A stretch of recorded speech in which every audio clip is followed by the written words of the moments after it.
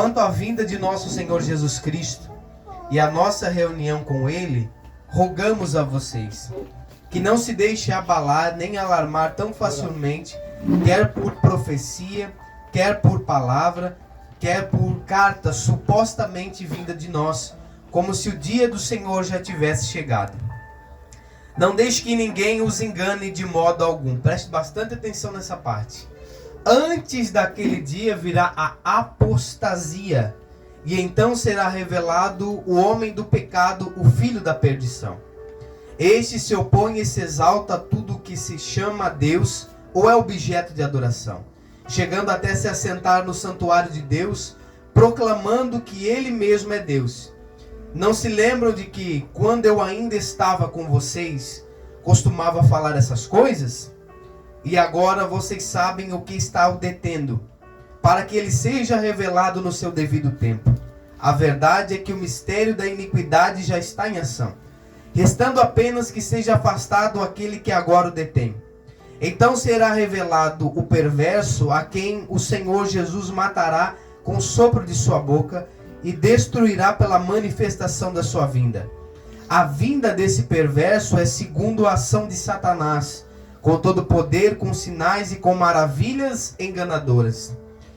Preste atenção também no versículo de número 10.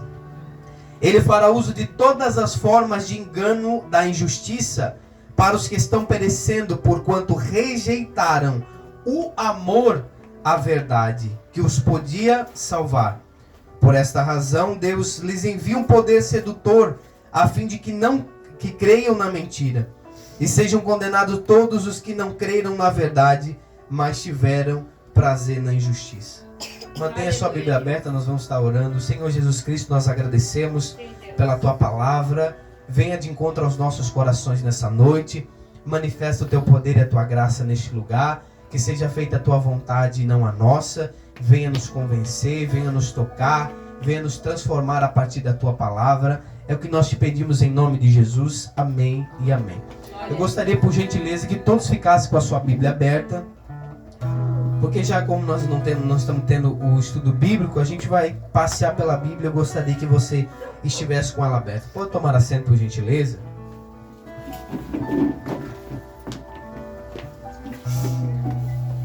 Pessoal, como a gente sabe, quem está com a gente também sabe, que a palavra da Santa Ceia ela é um pouco mais concisa, amém? Não que a gente não ministre a palavra nos outros dias, só que a Santa Ceia ela é uma palavra diferente, ela é uma palavra de alerta. E que o Espírito Santo falava muito comigo durante essa semana é sobre a questão do arrebatamento da igreja. Eu quero fazer algumas perguntas e quero que vocês sejam muito sinceros no que vocês vão falar. Primeira pergunta, se você disser sim, você levanta o dedo. Se você disser não, só fica com a mão abaixada e amém. Quero fazer algumas perguntas para vocês. Durante todo esse tempo, esse mês ou esse ano, vamos ser até um pouco mais extenso, vocês têm se preocupado com a casa e com o lar de vocês? Vocês se preocupam? Se preocupam? Amém. Vocês têm se preocupado com as contas, os afazeres? Quem tem se preocupado? Amém. Que não são poucas. Amém. Daqui a pouco, se tivesse o carro do Serasa, ele não saía da porta. Amém. Quem se preocupou com as enfermidades durante todo esse tempo? Amém. E com o arrebatamento da igreja, quem se preocupou durante esse tempo?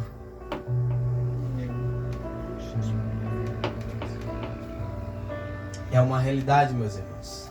Assim como as contas, assim como a doença, assim como qualquer outra coisa na vida, o arrebatamento da igreja é uma realidade. E o que nós temos feito com a preocupação? Com esta preocupação específica. E é sobre isso que eu quero falar nessa noite e nos trazer de volta para esse contexto da igreja. A esperança da igreja é morar nos céus. A esperança da igreja é morar com Cristo. Pode ser que estão inventando outros evangelhos e outras palavras e outras direções estão sendo tomadas. Mas o que a palavra diz, e a maior vitória da igreja será quando ela for arrebatada. Não é quando nós colocarmos um presidente lá evangélico, não. Não é quando nós temos uma bancada evangélica lá dentro do plenário, não. É quando a igreja for arrebatada. E é isso que Paulo está falando. Ele está falando à igreja de Tessalonicenses, tanto na sua primeira carta, quanto na sua segunda carta. E o que eu acho mais interessante, eu gostaria que você abrisse comigo ali, só volta um pouquinho antes, 1 Tessalonicenses,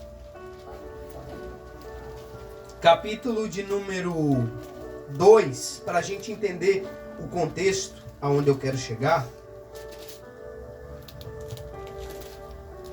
A partir do versículo de número 3, que nos diz assim: pois nossa exortação não tem origem no erro, nem motivos impuros, nem temos intenção de enganá-los, ao contrário, como homens aprovados por Deus, para nos confiar o evangelho, não falamos para agradar pessoas, mas a Deus que prova o nosso coração. Vocês bem sabem que a nossa palavra nunca foi de bajulação, nem de pretexto para ganância. Deus é testemunha. Nem buscamos reconhecimento humano, quer de vocês, quer de outros. O que o apóstolo Paulo ele começa deixando claro à igreja de Tessalonicenses, e o que você vai ver muito conciso na igreja, é Paulo dando o valor à palavra que eles aceitaram. A igreja de Tessalonicenses foi uma igreja que aceitou a palavra de Deus. E por isso começou a haver transformações de vida. Começou a haver transformações de caráter. E tanto que a igreja de Tessalonicenses, Paulo vai dizer na sua primeira carta, que era exemplo para as outras igrejas que estavam ao seu redor da Macedônia. Então, ou seja, a igreja de Tessalonicenses era exemplo porque falava em língua estranha? Não. É bom? É bom. Fazia o reteté, o mistério? Não. Continuava firme na palavra de Deus. Mas aqui há um segredo. A verdadeira palavra de Deus que Paulo fala, acabou de dizer, não é palavra de bajulação humana. Não é palavra para nos agradar demais. Tudo aquilo que te acalma demais, te sensibiliza demais, há um perigo muito grande nessa palavra. Porque se a palavra de Deus ela não nos confronta, ela não nos liberta, ela não nos transforma. Então essa palavra não provém de Deus. E da onde provém? Segunda carta de Paulo a Timóteo, capítulo número 4, se eu não me engano, versículo número 1, diz que nos últimos dias muitos darão ouvidos a espíritos enganadores e a doutrina de demônios. Então eu venho dizer para você nessa noite que a principal ferramenta da igreja de Tessalonicenses foi aceitar a palavra. Diferente da igreja de Corinto. Se você for ler a carta de Paulo aos Coríntios, a igreja era cheia de dons. Cheia de dons, profecia, de cura, tinha todos os dons. Mas Paulo tinha que estar ensinando eles como celebrar uma santa ceia. Como viver. Como caminhar. A igreja de Tessalonicenses permaneceu firme na palavra. Tá, mas quer dizer que nessa igreja, Mateus, Tessalonicenses, não tinha sinais? Tinha. Mas não adianta a gente ser movido por sinais, gente. Tem gente que se tem cura, milagre lá, ele está correndo lá. Se tem profecia lá, ela está correndo lá, ele está correndo lá. Mas está todavia cambaleando na fé, porque não se firmou ainda na palavra do Evangelho. Porque quando a palavra ela te confronta, ela te estabelece. Você pode ver que uma semente para ela germinar, para ela crescer, ela tem que primeiro o quê? Morrer. Se você não passa pelo processo da mortificação do pecado, não adianta de nada. E o que traz esse processo, Mateus? É a palavra. A igreja de Tessalonicenses, estou fazendo uma introdução, ela cria primeiramente na palavra. A nossa geração é uma geração que quer viver de sinais. A palavra de Deus, eu fiz algumas anotações enquanto eu vou pregando, eu vou meditando. A palavra de Deus é suma importância para a igreja. Porque os sinais, lembra que eu falei de sinais? são a prova de que Ele está conosco, mas a palavra é a direção que nos levará para morar com Ele. Tem gente que busca manifestação todo culto e quer Deus todo culto curando, quer ver Deus todo culto fazendo. É bom, irmãos, é maravilhoso. Mas eu creio que melhor ainda vai ser ir morar com Ele na glória. Aleluia, Deus. Então as pessoas elas vivem, vamos naquela vigília tal, vamos não sei aonde, vamos em tal lugar. E estão sempre lá, sempre no culto de mistério, onde tem tabaco, tem tambor, tem tudo quanto é tipo de coisa. Ah, porque lá eu senti, mas nem sabe se é o próprio Espírito Santo que está agindo naquele lugar. A nossa geração é movida por sinais, só que o que nos levará para o céu é a direção da palavra. É essa palavra que vai nos conduzir aos céus. Romanos, capítulo de número 6, versículo número 22 vai dizer: mas agora, libertos do pecado e feitos servos de Deus, tendo convosco o fruto para a santificação e por fim a vida eterna. Aleluia. O que o Júnior acabou de ler aqui? E conhecereis a verdade, e a verdade vos libertará. Qual que é a verdade? A palavra. E olha o que Paulo diz: mas agora libertados do pecado. Por que foram libertados? Por causa da palavra. Tendes sido feitos servos de Deus para o fruto da santificação e por fim a vida eterna. Libertação, santificação e redenção. Passando por esses três processos. Mas começou por onde? Pela palavra. É por isso que a gente vê um monte de igrejas, como o Júnior falou aí, ele só confirmou a mensagem. Não estou gritando, amém, quer abrir, mas por que ainda? Ah, Mateus, mas eu não vou na igreja porque ainda tem fulano, está na igreja e está roubando. Tem, porque não foi liberto pela palavra. É aquele culto de bajulação, noite da conquista, noite da vitória, noite do mistério, noite não sei o quê, e não tem palavra. Aí as pessoas vêm para o culto, choram que se acabam. Choram, ai, Deus falou comigo, que mistério. Mas ainda continua com as mesmas práticas pecaminosas. É verdade. Não foi liberto porque não tem o poder da palavra. A palavra não é psicologia. Ela ajuda em traumas, ela cura traumas, mas ela não cura. Ela não cura você amaciando você, amaciando a mim. Não, ela cura nos confrontando. Quando você ingere um remédio, ele não vai fazer carinho na enfermidade ou nas bactérias que estão agindo no teu corpo. Ele vai confrontar as bactérias ou aquilo que está causando a doença do teu corpo. Da mesma forma é a palavra nas nossas vidas. Se ela não entrar e não combater o pecado, alguma coisa está de errado. Ah, Mateus, mas tu tá falando. Eu estou falando porque essa palavra aqui, ela me quebra todo dia. Todo dia ela quebra um pedacinho. Quando a gente já estou autossuficiente demais, ela vem e quebra a gente. É verdade. Então lembra, mas também existe um ponto muito específico. Que é assim, lembra que eu falei da questão da palavra? A palavra liberta. Através da libertação pela palavra vem o quê? A santificação e por fim, a redenção. Estão entendendo até aqui alguma dúvida? Amém. Mas nós precisamos entender que assim como a palavra nos conduz à libertação, à santificação e por fim à glorificação, a negligência ou o abandono da palavra de Deus causa a perdição, a destruição e a punição eterna. Nem todos, irmãos, que estão em cultos serão arrebatados. Esse microfone na minha mão não é garantia de salvação. Esse terno, tudo que a gente faz aqui não é garantia de salvação. A salvação não é por obras, é pela justificação.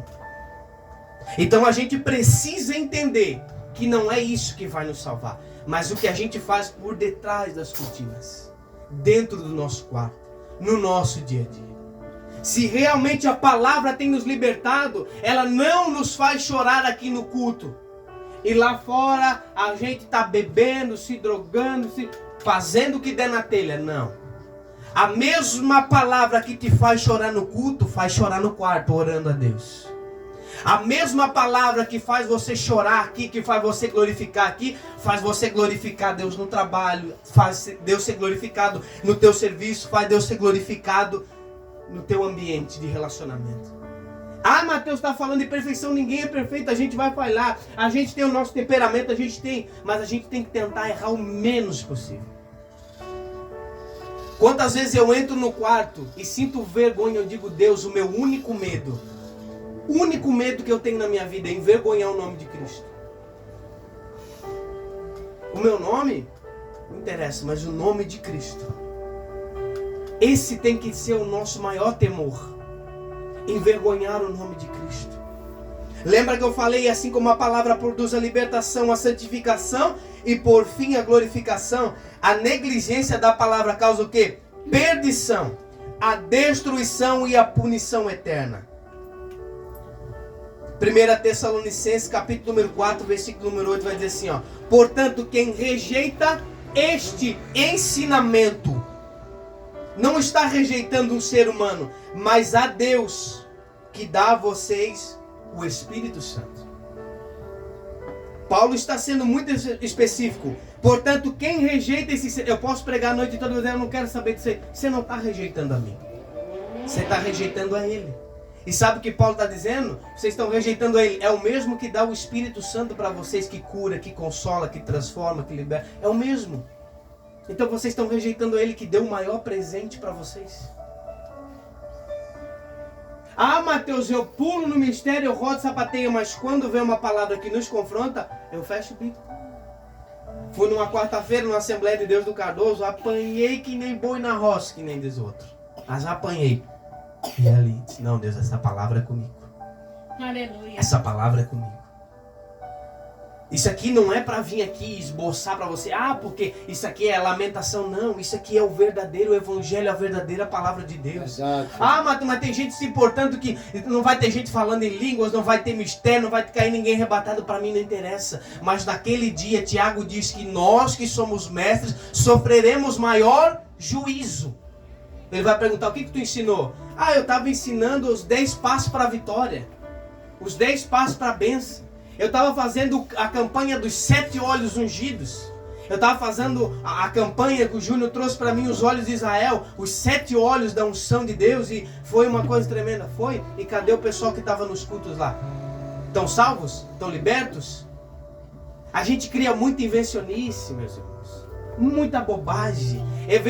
Tem pessoas que vêm falar comigo, não, porque a gente tem que entender os tempos de Deus. O próprio Jesus Cristo disse para os apóstolos, não convém a vocês saber o tempo ou as estações de Deus, mas o que importa é isso, que vocês serão cheios do Espírito Santo de Deus. Aleluia. E ser-me-eis testemunhas tanto em Jerusalém quanto na Judéia e Samaria e aos confins da terra.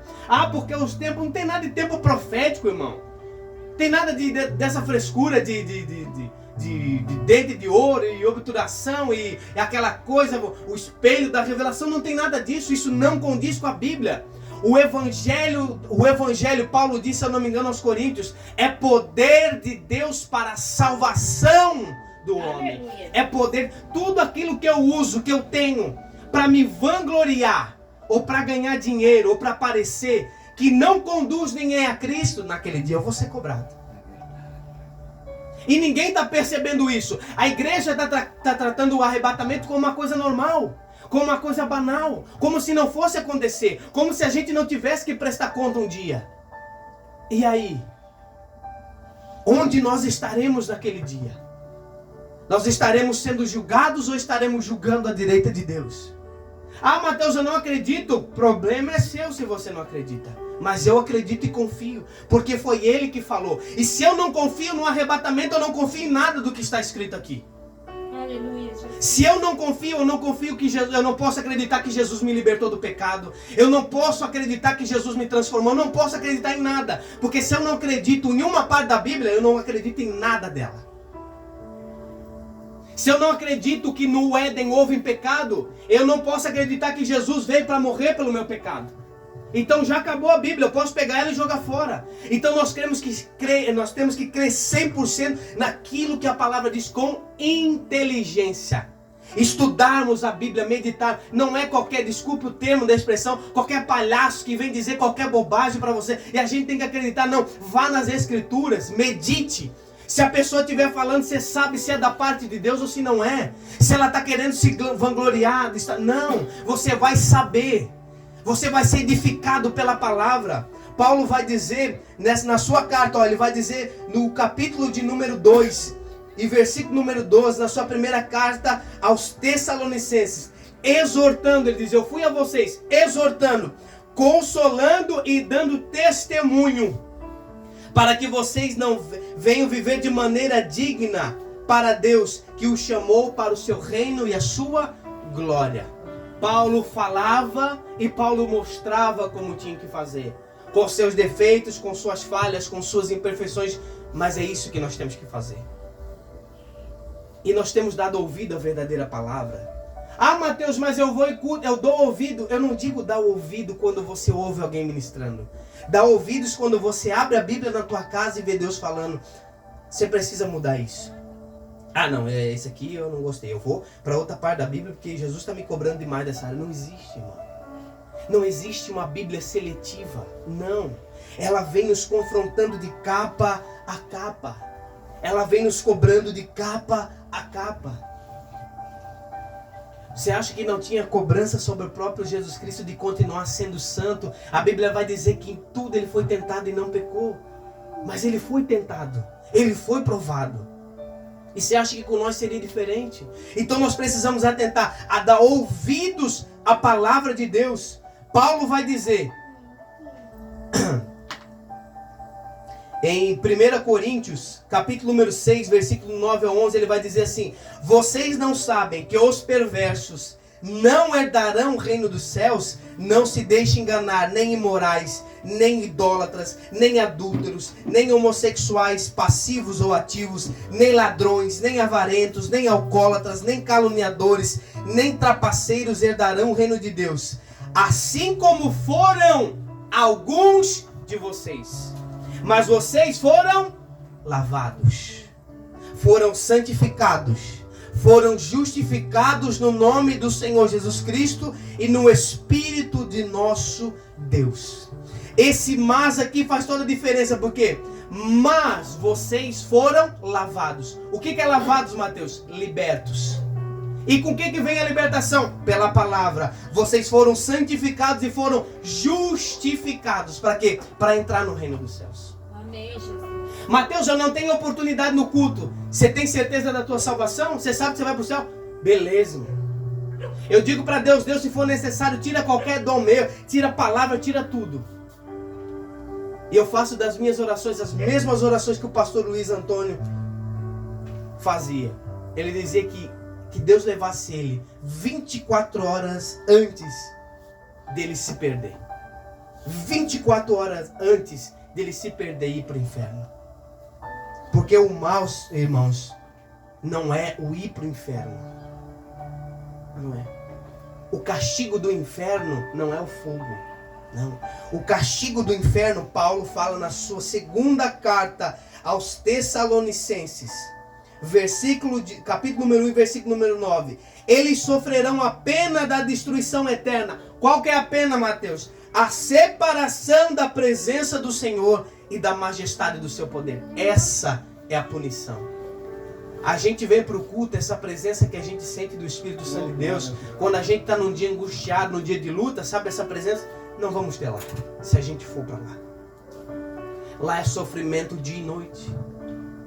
Sabe quando você está a ponto de abandonar tudo, abandonar a casa, abandonar a família e largar tudo, e vem aquela presença e te toca e fala contigo: não faz isso porque eu ainda tenho projetos, eu ainda estou no negócio. Sabe essa voz, essa presença não vai ter lá. O que nós temos de mais valioso é a presença do Espírito Santo. É por isso que quando Jesus, antes de morrer, ele está conversando com os seus discípulos, ele não disse assim: eu vou ao Pai, mas vou dar carro novo para vocês. Eu vou ao Pai, mas vou dar casa nova para vocês. Eu vou para o Pai e vou dar um emprego dos melhores que tem. Ele diz: eu vou ao Pai, mas vou enviar o Consolador, que ficará com vocês.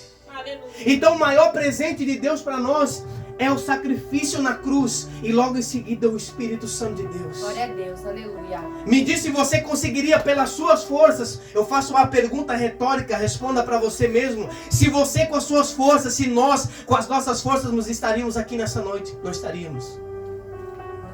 Ninguém é bom o suficiente. Ninguém é o melhor o suficiente. Quem está falando para vocês é, como dizia John Wesley, é o mais desprezível de todos os homens. Eu vou para oração. Esses dias eu até estava orando ali, aquela lua assim, né? Sentei no chão, comecei a orar olhando a lua em lágrimas. Eu não tenho coragem de ir para a presença de Deus para pedir alguma coisa para Ele. Olha o que Ele já fez pela minha vida. Olha tudo que Ele já... E olha para onde Ele vai me levar. O que eu vou pedir mais? A única coisa que eu tenho que pedir para Ele é domínio próprio. Para eu não pecar, para eu não ter prazer no pecado, na mentira. Tudo aquilo que me consumia antes não venha me consumir de novo. Eu digo, Deus, não deixe eu me tornar o homem desprezível que eu era. Hoje eu olho para mim, eu vou para a oração e eu vejo quão desprezível eu era. E o que Ele está fazendo na minha vida. E aí eu vou abandonar tudo, deixar tudo para trás e dizer, não, isso aqui foi só um caso, foi só um acaso, foi só... Não tem como fazer isso, não tem como voltar atrás.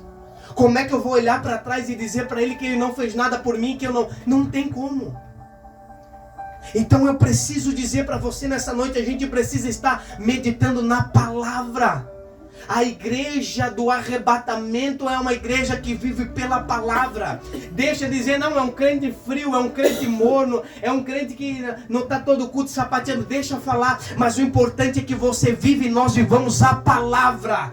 O pecado não venha nos dominar porque nós vivamos na palavra. Que ninguém venha falar de nós por aí que somos mentirosos, enganadores, ladrões, prostitutos, adúlteros, bebedores de cachaça, cheirador de cocaína, não. Porque nós somos remidos e lavados pela palavra. Quando você vai na rua, você não vai falar em língua estranha lá. Aí como que eu vou provar que eu sou cristão? Através da palavra, pela mudança da palavra. Repito, ninguém é perfeito. A santificação é um processo gradativo todos os dias. Mas infelizmente, eu até anotei isso aqui, nós vivemos uma geração desejosa por sinais, mas rejeita a palavra de Deus. E por não aceitar a palavra de Cristo, não aceita ser confrontada. Uma igreja que só quer ver sinais. Quando vem alguém para confrontar, ela estorce o bico. Pensei que ia trazer aquele outro cara que prega daquele jeito, mas... E se eu viesse aqui para dizer para você que todo dia que Deus está dando, Deus está trazendo... Se Deus está libertando, Deus está fazendo... Eu sei que Deus pode fazer, mas se eu viesse todo culto falar que Deus está dando algo para você, você ia virar um crente mimado. Sabe aquela criança que ganha tudo de mão beijada? Já viu filhinho de papai que a gente costuma dizer que é playboy? Ganha tudo de mão beijada. Aí ele bota tudo a perder. Porque não trabalhou para aquilo. Não sofreu na pele para saber o que é dor. E Deus não tem filhos mimados. É por isso que Ele está toda a vida nos confrontando. Nós temos que saber lidar com o não de Deus. Com o não de Deus. E Ele não fala só através de um cara com o microfone na mão, não. Ele fala pra gente, não toca, não vai, não faz. Oh, Deus, e a gente diz, não, eu quero, eu faço, eu posso, eu me mando, eu me governo. Não é assim que as coisas funcionam. E a gente vê, Mateus, mas me dá uma base bíblica para isso, claro. Mateus 26, capítulo número 26, versículo número 16... A Bíblia diz que Judas buscava uma oportunidade para entregar Jesus. Por que, Mateus, que Judas traiu Jesus? Sabe por quê? Porque Jesus confrontou ele. Se a gente for lá ver em João 12:6, João vai dizer que Judas era ladrão. Eu vou contar o contexto da história. Jesus está numa casa, chega uma mulher com vidro, com bálsamo, e ela vai ungir Jesus. Ela derrama aquele perfume caríssimo sobre Jesus. Aí Judas diz, não, essa mulher está ficando louca. Isso custa 300 denários. Um denário era um dia de trabalho braçal de um homem. Agora imagina, 300 denários derramados sobre Jesus. Aí ele disse, não, isso não pode acontecer. Ela devia pegar esse dinheiro e dar para a gente colocar na bolsa. Aí João diz, ele falava isso porque era ladrão. Ele queria botar o dinheiro na bolsa porque era ladrão. Aí Jesus diz, não. Os pobres vocês sempre têm convosco, mas eu nem sempre vocês vão ter. E ela fez muito bem. E a Bíblia diz que depois que Jesus confrontou a Judas, Judas saiu e a Bíblia vai dizer que ele buscava uma oportunidade para entregar Jesus. Por quê? Porque foi confrontado. E é isso que acontece nos nossos dias. Se a gente for falar uma palavra de confronto para alguém sobre o pecado, a pessoa está na prostituição e você ministra uma palavra, ela quer te destruir, ela quer te parar. Não, esse cara está endemoniado, ele está pregando coisa, tem que pregar mais amor, tem que pregar mais não sei o que. É Bíblia, é palavra. Essa geração não aceita ser confrontada. É por isso que nós... E monta, abre uma igreja aí, pega um templo, uma igreja e bota uma quarta-feira de ensino. Vem 3, 4, mas faz uma campanha da vitória e traz um mentiroso para pregar. Vê se não enche de gente. Por quê? Estão rejeitando a palavra de Deus. Quando são confrontadas, já querem abandonar Jesus e buscam uma oportunidade para traí-lo. É isso que a Bíblia está dizendo. Trair Jesus. Não é só vendê-lo, é traí-lo. E olha só, preste atenção. Judas era discípulo de Jesus? Sim ou não? Sim. Era discípulo de Jesus? Sim. Ele não via sinais todo dia? Sim. E por uma vez que ele foi confrontado, ele já quis trair Jesus. Uma vez. Pedro era o que mais apanhava. E ele foi confrontado uma vez e a Bíblia diz, repito, e ele buscava ocasião para entregar Jesus. Tem gente que se é confrontado uma vez e diz, eu vou sair da igreja. Não é assim que a coisa toca. Você pode ir para qualquer lugar. Um dia que a palavra te confrontar, você vai sair de lá. Você vai pular, vai aqui, vai lá, a palavra vai te confrontar. Ele, não é desse jeito. Me encaixei aqui. Mas Deus um dia vai enviar alguém para te confrontar. Você pode pular aqui, pular ali, pular lá. Mas um dia você vai pular tanto que você vai cair no inferno. Nós vamos cair no inferno se não obedecermos a palavra. Como eu sempre digo, o inferno ainda existe e ele é real. É real. Então, não adianta nós vivermos de sinais. Sinais são bons, são para a gente ser curado, mas eles são para confirmar a palavra. Se eu estou pregando sobre cura, o que Jesus vai fazer? Se eu estiver uma vida diante dele correta, o que ele vai fazer? No final ele vai curar. O que ele está fazendo? Confirmando a palavra. Confirmando aquilo que ele estava ministrando. Então não é para se aparecer, não é para usar, não, é para confirmar aquilo que Deus já falou, daquilo que você está falando. Então tudo gira em torno da palavra. Por isso vivemos uma geração fraca e inconsistente, por não aceitar a contradição nas práticas pecaminosas. E além de não aceitarem o confronto, ainda traem Jesus por aquilo que vai lhes trazer prazer. Judas aproveitou as 30 moedas que ele comprou? Não. Mas teve prazer momentâneo? Teve. Mas aproveitou? Não. O prazer, meu irmão, ele é um vício. Ele é um amor egoísta, ele só suga. Isso é prazer. Aí a gente traz Jesus por alguns momentos em celulares, falo nós, em redes sociais, em pensamentos, por um momento de prazer. E a gente busca a ocasião, isso que é o pior. Não é você cair no erro, é você buscar uma ocasião. Isso quer dizer, eu estou com todo o meu intuito e a minha vontade de trair Jesus, de abandonar Jesus. Essa é a verdadeira palavra. É ter prazer na injustiça. A iniquidade é prazer no pecado. É eu buscar isso para a minha vida. É isso que é o pior. É isso que a palavra está dizendo. Mateus, você está inventando? Não, eu não estou inventando. Eu estou falando que a palavra está dizendo. O pecado, e grave isso que eu vou te dizer, eu até anotei aqui. O pecado que hoje te causa prazer, na eternidade te causará muita dor. Mas o evangelho que hoje te causa dor, na eternidade te trará um peso excelente de glória. Aleluia, Deus. Paulo diz em 2 Coríntios capítulo de número 17 e 18, porque a nossa leve e momentânea tribulação produz em nós um peso excelente de glória, não atentando nós nas coisas que se veem, mas nas que não se veem, porque as que se veem são temporais, mas as que não se veem são atemporais. A primeira prova que o evangelho de Jesus não tem nada a ver com bajulação, mas é pela palavra, está lá quando Mateus foi chamado para segui-lo. O apóstolo, o discípulo Mateus, Jesus chegou na mesa de coletoria e disse o que para ele? Vem e segue-me. Mateus era um dos homens mais ricos dentre os discípulos, porque ele era cobrador de impostos. Uma pessoa naquela época, para cobrar impostos, precisava ter uma faculdade. Ele era um dos mais ricos dentre os discípulos. Jesus não diz assim: ô varão, vem comigo, mas traz o teu dinheiro junto, traz aí as tuas riquezas, traz os teus bens para nós aproveitar durante a caminhada. Ele diz: não, vem e segue-me.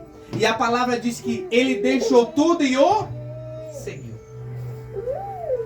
Você vê em algum momento na Bíblia Mateus sendo preferido de Jesus? Você vê em algum momento Jesus bajulando Mateus por causa do dinheiro dele? Ele era confrontado como todos os outros. Aí a gente já vê o princípio que Jesus não trata ninguém com bajulação porque tem dinheiro, porque tem cargo, porque é prefeito, porque é vereador, porque é empresário. Não. Evangelho não tem nada a ver com isso. Se te pregaram isso, que a igreja precisa de empresário, a igreja não precisa de empresário. A igreja não precisa de deputado, a igreja não precisa, nunca precisou de presidente de ninguém. A igreja precisa ainda de Jesus Cristo. A igreja não precisa de ninguém se apoiando em muleta, porque a igreja é um corpo saudável. A igreja não está, a verdadeira igreja, eu falo, não se anda cambaleando, precisando escorar no governo, precisando escorar empresário. Evangelho de bajulação não existe. Isso é o que estão criando a parte. Mas no dia do juízo eles vão se acertar com Deus. Mas o verdadeiro evangelho é confronto. O verdadeiro evangelho ainda é confronto. Todos os dias. Segundo ponto, vocês lembram?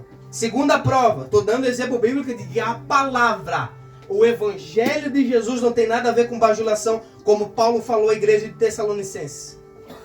Vocês lembram? Em Mateus 16, 21 ao 24. Jesus diz: quem diz que eu sou? Uns dizem: tu és o Elias, tu és Jeremias, tu és... Aí Pedro se levanta e diz: tu és o Cristo, o Filho do Deus vivo. Aleluia. Aí Jesus diz: disseste bem, Pedro, que tu és Pedro, e sobre essa pedra eu edificarei a minha igreja. Aí Jesus começa a falar logo em seguida no texto, presta atenção, eu estou dentro do contexto. Logo em seguida Jesus disse que ele precisaria padecer, que ele iria morrer, que ele iria ser crucificado. Aí o mesmo Pedro diz assim: não, Jesus, tenha pena de ti mesmo, tenha misericórdia de ti. Aleluia. Não, você não precisa morrer. Vão aplicar para os dias de hoje? Não, esse evangelho que estão dizendo por aí que você precisa abandonar as práticas, não. É só dar o teu 10% aí que a igreja aceita como você tá, a tua oferta. Isso aí é... Não, isso aí é tranquilo. A gente faz um pano fino. Quanto você tem? Eu dou 5 mil de dízimo. Não, mas isso aí não tem nada a ver. Isso é uma coisinha boba, pode fazer parte. Fica 1, 2 meses aí mais paradinho e depois tu entra lá e tá de boa. Tudo certo. O evangelho não me diz isso. O evangelho diz que é confronto. Aí o que Jesus diz para Pedro? Para trás de mim, Satanás, que não conheces as coisas. Aí Pedro estava bajulando Jesus. Não, Jesus, você não precisa morrer, você não precisa passar pelo Calvário. Se Jesus não passa pelo Calvário, o que acontece? Nós não somos remidos do nosso pecado. Então Jesus está dizendo: não, é necessário que eu passe. Fica para trás de mim, Satanás, porque tu não conheces as coisas de Deus. E logo mais abaixo Jesus vai dizer: aquele que quer vir após mim, tome a sua cruz e me siga. Está dentro desse contexto. Quem que pega a cruz vai fazer o quê? Ser crucificado. E quem está sendo crucificado vai ser o quê? Vai ser motivo de vergonha, motivo de escárnio. Aí Paulo diz em Gálatas capítulo 2, versículo número 20, ele vai dizer: já estou crucificado com Cristo. O que era feito na crucificação? As mãos e os pés eram pregados na cruz. E o que Paulo está dizendo? Já estou crucificado com Cristo. Sabe o que ele está dizendo? Eu não faço mais o que eu quero. Eu não vou mais onde eu quero. Eu estou crucificado com Ele. Estão me convidando, estão dizendo, desce daí se tu és mesmo aquele cara, tu é bonzão. Não sou mais, já estou crucificado com Cristo.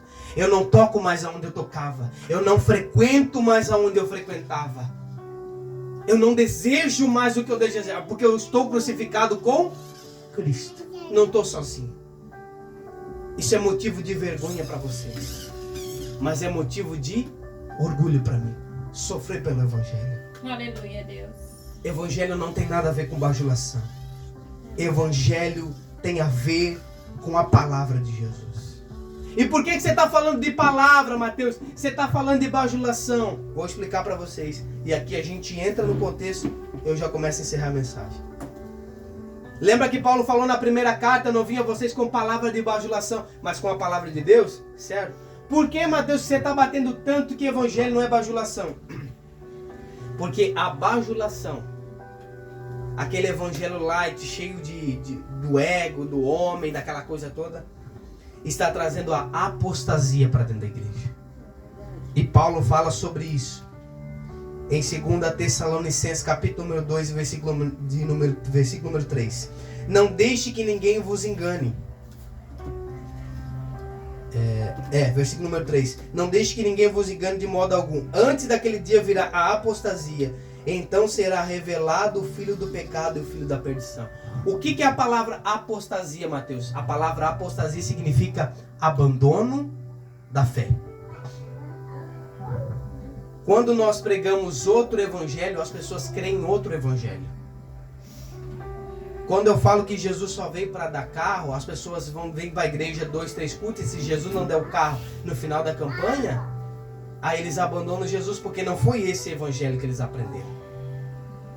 E é isso que a igreja nos nossos dias está fazendo, por causa do quê? Da bajulação, desse evangelho mentiroso. Muitos estão abandonando a fé. Muitos estão apostatando da fé. E o versículo de número 10 é prova disso. Do capítulo número 2. Diz assim: e ele fará uso de todas as formas de engano da injustiça para os que estão perecendo, porquanto rejeitaram o amor à verdade que os poderia salvar. Eles rejeitaram o quê? Não somente a palavra, mas o amor à verdade que é a palavra. E por causa disso entra a apostasia e o abandono da fé das igrejas. É por isso que hoje em dia a gente vê muitos cristãos roubando, mentindo, enganando. Por quê? Da falta do evangelho. E se eu tenho dentro da igreja pessoas que estão mentindo e estão enganando, quem está de fora não vai querer entrar. E quem está dentro vendo a coisa errada vai apostatar da fé, vai abandonar. Por quê? Porque estão deixando de pregar a verdade. A bajulação, o evangelho mentiroso vai trazer o engano e já está trazendo para dentro das nossas igrejas. Só que a gente tem que entender, meus irmãos, que quando fala de apostasia, eu quero que você entenda. Lembra que eu falei que a apostasia é o abandono da fé? Certo? A nossa fé, ela é firmada numa religião? Não. A nossa fé, ela está em Cristo. Então, quando eu estou apostatando, eu não estou apostatando de uma religião. Eu não estou abandonando uma religião. Eu estou abandonando a Cristo. O evangelho que está sendo pregado hoje está fazendo a igreja se desprender de Cristo.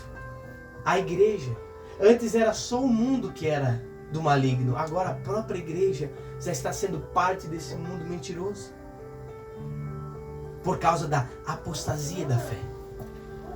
Por causa que nós estamos abandonando Jesus. E se eu abandono Jesus, eu abandono a sua morte de cruz por mim no Calvário. Se eu abandono Jesus, eu abandono o esforço dele para se relacionar comigo todos os dias. Se eu abandono a minha fé, se eu abandono Jesus, eu abandono o que ele preparou para mim na eternidade, antes mesmo da fundação do mundo. Quando uma pessoa ela abandona a igreja, é porque ela abandonou Cristo há muito tempo. Quando ela abandona a igreja, você não abandona o ministério, você não abandona um cargo, você abandona a Cristo. E a Bíblia vai dizer que virá apostasia e então será revelado o filho do pecado. Quem é esse? O anticristo. A igreja ainda estará na terra quando o anticristo for revelado. O pré-tribulacionista diz que nós seremos arrebatados antes da grande tribulação. Mas a Bíblia não me prova isso. Nós seremos arrebatados depois da grande tribulação. E a igreja passará pela tribulação. A apostasia não é só o abandono de Cristo. É a chegada, é a premeditação da chegada do anticristo na terra. Veja a responsabilidade que nós temos nas nossas mãos. E a nossa geração está completamente neutra quanto a isso. E se falar do anticristo, todo mundo fica com medo. Tem mais medo da presença do anticristo do que a falta da presença de Jesus Cristo. Se falar do anticristo, meu Deus, que loucura. Mas se fala de Jesus Cristo, não, isso aí é uma coisa que a gente usa aqui, bota no púlpito, bota na parede para atrair as pessoas. É só isso. Cristo está sendo descartável dentro das igrejas. E a igreja que abandona o amor à verdade será entregue aos seus próprios desejos da injustiça. Mateus, mas é uma palavra assim que todo mundo já sabe, mas que todo mundo esquece. Mas que a igreja já esqueceu. Jesus, se o Senhor não falar comigo nessa campanha, eu vou abandonar a igreja. Você não está abandonando a igreja, você está abandonando Ele. Você está rejeitando Ele. E aí? A gente acha que a vinda da... Quando a gente vê alguma catástrofe no mundo, a gente diz assim, é o fim dos tempos. Quando a gente vê muito homicídio e suicídio, a gente diz o quê? É o fim dos tempos, Jesus está voltando. Mas a maior marca para a igreja da vinda de Jesus é a falta de fé em Jesus. É o abandono de Jesus. Que a gente está tão preocupado lá fora. Lembra que Jesus disse à igreja de Laodiceia? Tenho contra ti, porém, que tu não és frio e nem quente. Quem dera fosse frio ou quente, mas como és morno, estou pronto a te vomitar na minha boca. Aí tem gente que diz, não, tu tem que ser um crente pentecostal cheio do fogo, falando, não, isso não tem. Jesus está falando de integridade. Eu queria que você fosse ou uma coisa, ou você fosse outra. Mas quando você está um pouquinho lá e um pouquinho aqui, eu estou a ponto de te vomitar da minha boca. É isso que a palavra está dizendo. Daí a gente está lá fora. Está acontecendo tanta morte. Agora eu vou voltar para a igreja. Que agora é o momento que Jesus está perto de arrebatar. Mas mal sabe que essa saída, esse abandono, é a premeditação da chegada de Jesus. E aí? Se coloque de pé nessa noite, por gentileza. Glória a Deus. Aleluia, Jesus.